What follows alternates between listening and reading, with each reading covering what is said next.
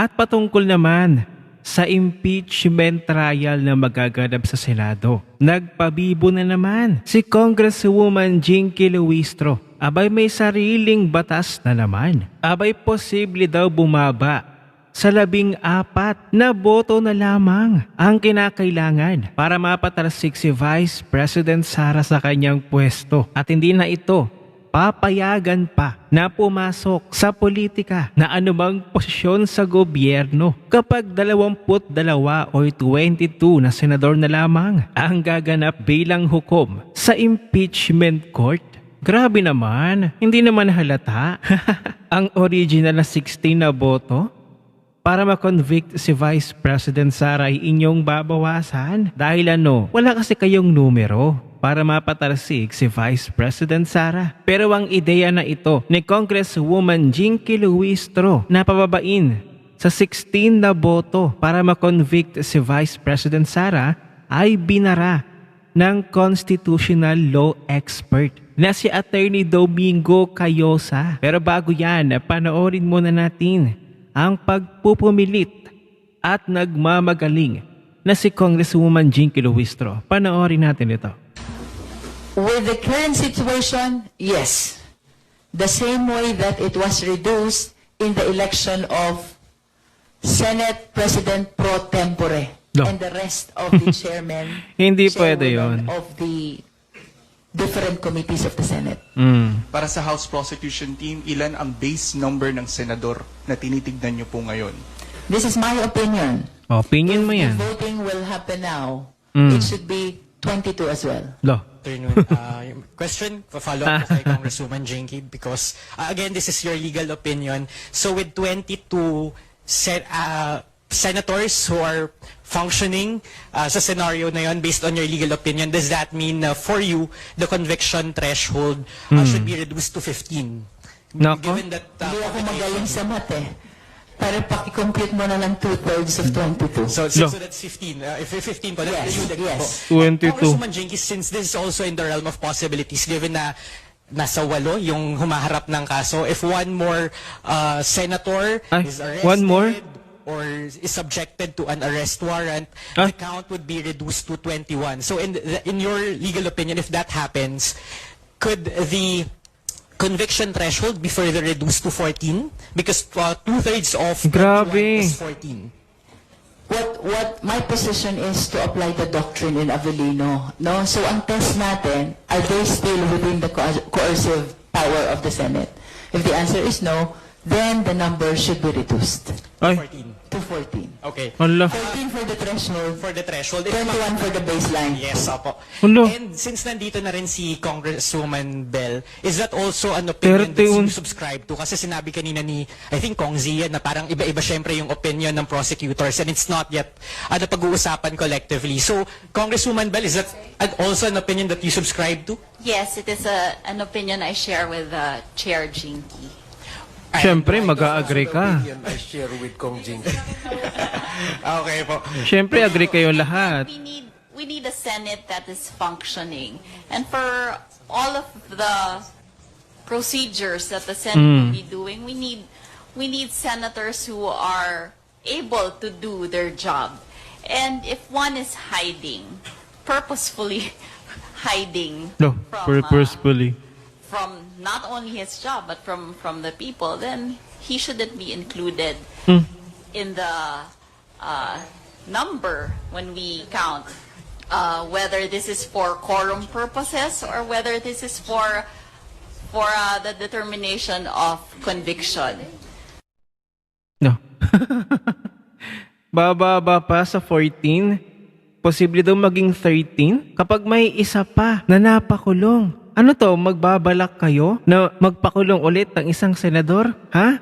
Jinky Luistro, para lang maisa katuparan ninyo ang below 14 na boto para ma-convict si Vice President Sara? Aba, teka. Pala-desisyon kayo ha. Hindi naman halata na gusto niyong mapatalsik si VP Sara sa kanyang pwesto. Abay, pagbasihan niyo muna ang ating konstitusyon, ang ating saligang batas kung ilan ba talaga ang kinakailangan na boto para ma-convict si Vice President Sara. Eh, ang pagkakaalam ko base sa ating konstitusyon, Kahit pa nakakulong ang mga senador, kahit pa siya wala physically o hindi siya present, kabilang pa rin 24 senators ang boboto. 2/3 ang kinakailangan sa 24 senators para ma-convict si Vice President Sara. And it means 16 na boto ang kinakailangan para mapatalasik si VP Sara sa kanyang pwesto. Ano na naman ito, Luistro? Ano na naman ang inyong pakulo? May iba na naman kayong batas na sinusunod. Batas nino ng amo ninyo. Kaya't heto, sinupalpal na ng dating president ng IBP na si Attorney Domingo Cayosa, ang ating constitutional law expert. Panoorin natin ito. Attorney, 24 po ang ating mga senador sa Tama. 20th Congress. And as always, 24 naman yan. Ano po ang kanila pong bilang. Ngayon po, merong obviously baka pa nag-impeachment trial na may dalawa na baka hindi maka-attend. So, magiging 22 kung lahat po ay sisipot sa trial. Hindi nagbabago yung constitutional requirement na Yes. dapat 16 ang sinasabing kailangan na boto to convict. Hindi talaga. Hindi ho nababawasan yon. Ganun pa rin po, 16 pa rin yan. So far, ganun po. Kasi wala pa tayong jurisprudence na nag-a-adjust o nagbabago under certain circumstances. Opo. So malinaw po yan na kung 22 lang, 16 pa rin po ang kailangan na boto to convict. Attorney, ano ho ba sa inyo pong palagay ang quantum of evidence dito sa impeachment trial? Wala hong nakalagay sa Constitution, wala din nakalagay sa rules ng Senate, pero convincing evidence lang po yan. Hindi proof beyond reasonable doubt. It is criminal case. It is not also preponderance of evidence, which is true in civil cases. Sa tingin ko, convincing evidence lamang yan because we have to remind ourselves na yung impeachment for the trial is quasi-political and at the same time quasi-judicial. So yung dahil sa ganyan, yung nakukumbinsi ang ordinaryong mamamayan o ordinaryong tao na may ebidensya sapat at ginawa nga niya ito at dapat managot siya. Hindi ko proof beyond reasonable doubt. Opo. I don't think Tama. it will also be proof beyond preponderance of evidence. Opo. Convincing evidence po lamang ang sa inyo Tama pong naman. sa inyo pong pananaw, no? Opo, Opo. convincing evidence to get the full-text vote. Ganun lang naman yan eh. Wala namang nakatakda na technical level o definition po anong legal definition po anong ebidensya. Kung makumbinsin mo yung susid, tapos na ho. Opo. Once you get a conviction, that's valid and that's not appealable. That's not appealable. Opo. Final na ho yun. Nakita natin yung interview ni Ted Filon dito kay Attorney Domingo Cayosa. Napapaganon si Ted Filon eh.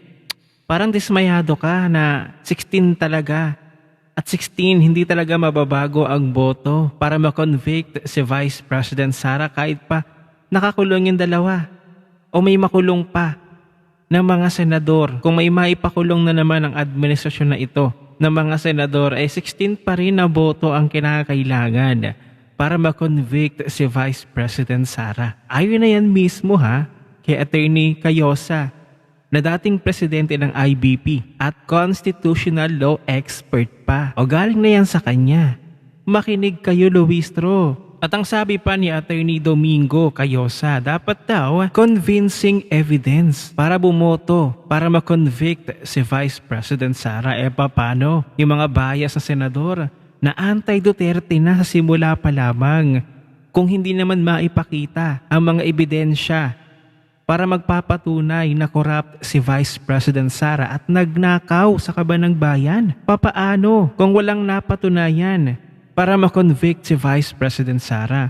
Tapos boboto pa rin yung mga bias sa senator, yung mga anti-Duterte senators. So mabaliwala ang sinabi ni Attorney Cayosa na dapat bumoto ng naaayon sa convincing evidence. Konsensya na lamang ng mga senador na ito at dadalhin nila habang buhay ang pagboto nila to convict Vice President Sara kahit wala namang ebidensya para siya imapatalasik. Pero imagine, galing pa sa isang kongresista, isang mambabatas, na hindi marunong mag-interpret ng ating konstitusyon, maliwanag naman 24 senators, 2/3.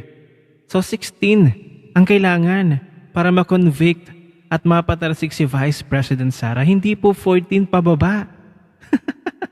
Kung hindi naman ito maintindihan ni Congresswoman Jinky Luistro, isa pa namang abogado, dapat pumagitna na dito ang ating Korte Suprema. I-clarify nila bilang interpreter ng ating konstitusyon.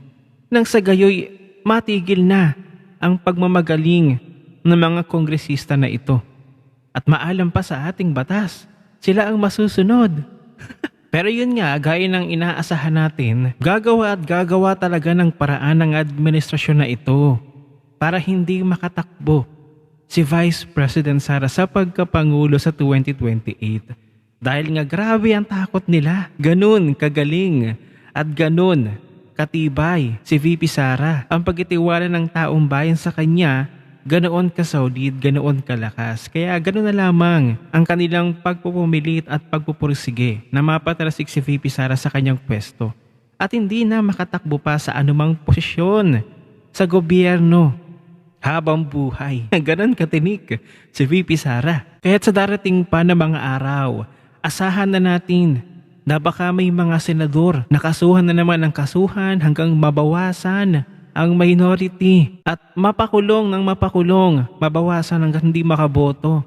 So bababa nga naman ang mga senador na makakaboto para ma-acquit si VP Sara. At tataas ang tsansa na ma-convict si Vice President Sara ayon sa kanilang sariling batas. Grabe ang takot nila kay VP Sara, no? Si VP Sara na ngayong nagbulgar ng korupsyon sa administrasyon na ito, ay siya pa ang napagbintangan, inakusahan ng magnanakaw, gayong wala namang katunayan at ebidensya. Grabe na talaga ngayong administrasyon at sa panahon ngayon, kung sino pa yung mga matitinong tao ay sila pa ang pinagkakaisahan. Sa bagay, ano pang aasahan natin sa mga nabigyan na ng mga maleta, ng pera, mga napangakuan na, ay talagang magsasanib puwersa sila. Mapatahimik lamang ang natatangi, ang bukod tangi na vocal para pigilan ang korupsyon sa Pilipinas. Kaya taking manonood, kung mabawasan man sa 16 na boto na kanilang binabalak para makonvict si Vice President Sara, ano ang inyong gagawin? Ano ang inyong opinyon? I-share mo na ang video na ito. Mag-iwan ng comment at like yan sa ibaba at magkita-kita ulit tayo sa susunod na video.